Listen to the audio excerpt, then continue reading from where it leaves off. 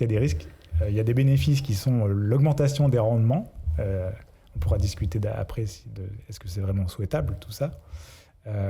Et il y a des risques qui sont liés à la pollution atmosphérique, la pollution des eaux et des écosystèmes. Et j'avais vu aussi que l'azote était aussi le principal polluant émis par la France. Parce que j'ai compris que c'était 51%. J'ai pas le nom exact, mais peut-être que tu peux... Oui, mais j'ai oublié effectivement de le mentionner. Il y a un quatrième problème qui est effectivement les problèmes d'émissions de gaz à effet de serre. Parce qu'en fait, c'est vrai que quand l'azote est appliqué sur les parcelles, il y en a une partie qui va se volatiliser, une partie en ammoniac et une partie en protoxyde d'azote. Protoxyde d'azote, d'accord. C'est ce gaz-là, en fait, qui a un pouvoir réchauffant 300 fois plus important que le CO2. Et effectivement, c'est à cause de ces processus-là que l'agriculture est la première source de pollution en équivalent CO2 à l'échelle de la France. Et donc, en effet, il y a un gros enjeu à maîtriser un peu toutes ces fuites d'azote à l'échelle d'une parcelle pour éviter... donc, à la fois... On a vu, il y a de la consommation de méthane, qui est un gaz assez polluant au départ, qui va, ne serait-ce que pour produire les engrais azotés, il y a un dégagement de CO2 qui est important.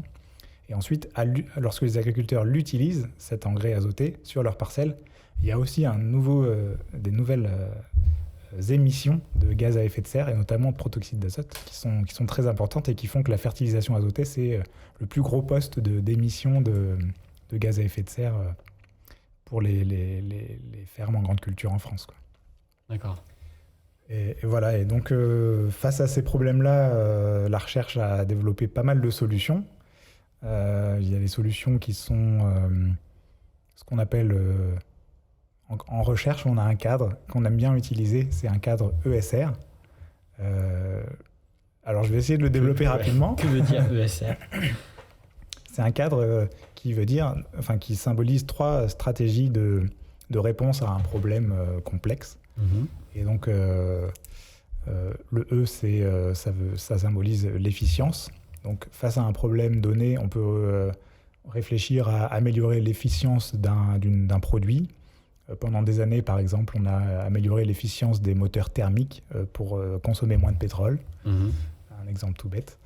On a une deuxième voie qui s'appelle la substitution. Le S, c'est pour substitution. Ça veut dire substituer un problème ou, là, en l'occurrence, si je reprends l'exemple de la voiture, on va substituer du pétrole par de l'huile de colza ou un autre donc avec un matériau aussi, biosourcé, mais qui engendre tout un tas de problèmes. Donc, l'azote et l'énergie en général, c'est ce dont on parlait tout à l'heure en aparté, ce qu'on appelle un wicked problem. C'est vraiment un problème inextricable, complexe, parce que impliquant de nombreux acteurs, de nombreuses parties prenantes qui ont tous des intérêts très divergents et dont la porte de sortie n'est pas facilement identifiable.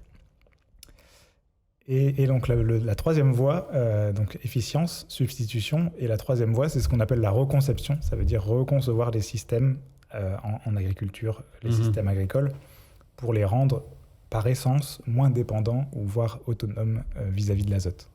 Donc si je prends encore l'exemple de la voiture, ça veut dire reconcevoir des voies de transport, de train, de vélo, de fret, de voies de vélo. Voilà. Ça devient un problème systémique. C'est comme le problème du changement climatique, en gros. En fait, le cadre ESR, il peut s'appliquer à peu près à tous les problèmes, les wicked problems, les problèmes complexes. Et en recherche, on aime bien ce cadre parce qu'il permet de structurer des voies de recherche qui vont de la simple recherche d'efficience à la reconception globale d'un système. Voilà. Et du coup, j'ai perdu de quoi on parlait avant. Et donc voilà, ce que je voulais dire, c'est que pour résoudre ce wicked problem qu'est le problème azoté, nous, à INRAE, on développe à la fois des approches d'efficience, de substitution et de reconception. Et moi, dans mon travail, je développe aussi ces 3 approches parce que je pense qu'il est illusoire de vouloir viser uniquement l'une de ces 3 approches et que c'est qu'en fait, ma conviction, c'est que c'est la combinaison de ces trois approches qui va permettre d'avancer et de trouver une solution durable à ce problème complexe et inextricable. Et donc du coup, est-ce que tu peux... est-ce que tu as peut-être des solutions, des visions à travers ton travail de ces trois différents thèmes, de comment ça améliorer les trois? Matérialise. Par exemple, en efficience, il y a plein de solutions donc, qui sont... nous, dans notre unité, on part du principe que il faut redonner... ce que je n'ai pas précisé, c'est que dans mon unité, on est principalement ce qu'on appelle des agronomes système. Ça veut dire des agronomes qui s'intéressent à la pratique, à l'agriculteur comme praticien. Et si je reprends l'analogie avec la voiture, désolé, je voulais... Non, mais c'est une bonne analogie. On s'intéresse pas forcément à comprendre tous les rouages d'un mécanisme qui font que le piston va transmettre son énergie à un arbre, etc. Mais on s'intéresse plutôt à essayer de comprendre qu'est-ce qui fait qu'une voiture roule et comment un conducteur peut piloter sa voiture. Donc ça, l'agronomie système, c'est accepter de mettre l'agriculteur dans son contexte de production et d'essayer de comprendre ses choix, pourquoi il les fait, et d'accepter de ne pas s'intéresser à un processus très particulier, très fin, et à le décrire finement. Voilà, en gros, pour faire l'analogie entre l'agronomie système et la voiture. Et donc, dans ce cadre-là, on va privilégier principalement des stratégies soit de substitution, soit de reconception des systèmes, bien qu'on développe aussi quand même quelques stratégies d'efficience. Et par exemple, un exemple tout bête, c'est de se dire, en gros, lorsque les agriculteurs utilisent de l'azote, ils vont calculer à l'avance, en fonction du rendement qu'ils espèrent obtenir, une dose d'azote qui va correspondre à cet objectif de rendement.